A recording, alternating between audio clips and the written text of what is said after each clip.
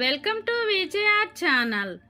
Psychology beats JVK kids ఈ తరగతుల పిల్లలకు ఇస్తారు.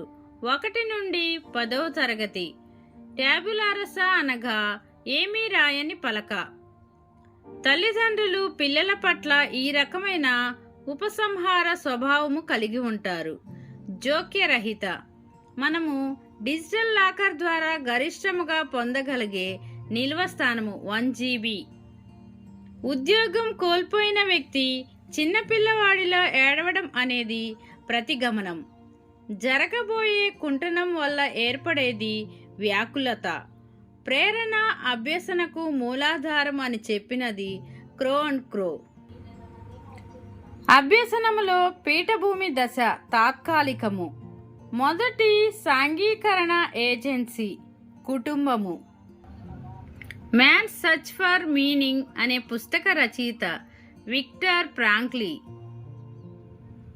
మానసిక వయసు భావనను మొట్టమొదట సూచించినది ఆల్ఫ్రెడ్ బీనే.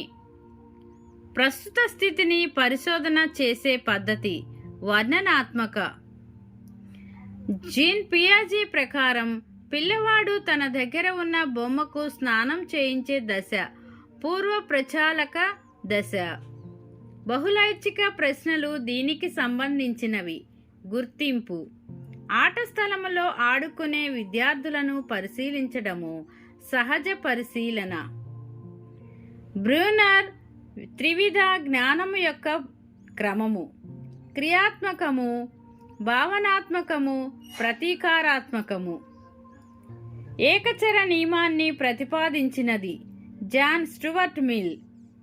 ఒక విషయమును కావాలని మర్చిపోవడం అనేది దమనము. TATలో చిత్రాలు ఉన్న కార్డుల సంఖ్య 30.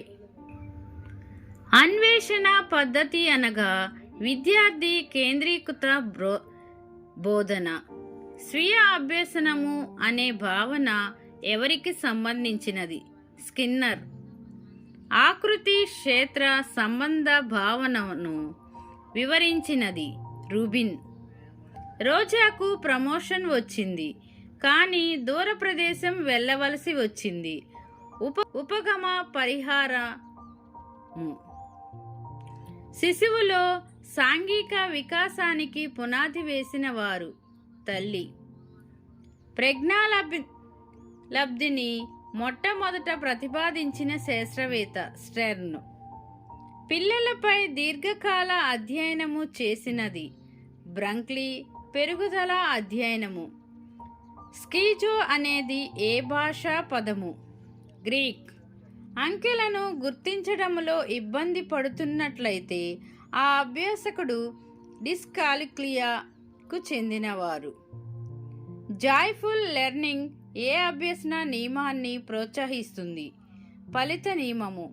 Thank you everyone. లైక్ చేయండి, షేర్ చేయండి, సబ్స్క్రైబ్ చేయండి.